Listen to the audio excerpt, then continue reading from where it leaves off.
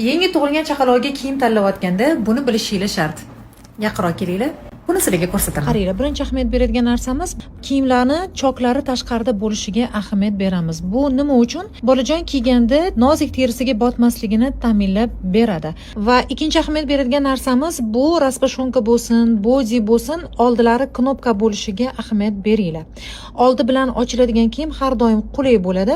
Bolajonning kiyimini kiyg'izib yechayotganingizda ortiqcha qiynab o'tirmaysizlar. Uchinchi ahamiyat beradigan narsamiz raspashonkasini qo'llarida mana qatsarapkasi o'zi bilan birga bo'lgani bu juda ham qulay. Ortiqcha qo'lqop kiydirib o'tirmaysizlar.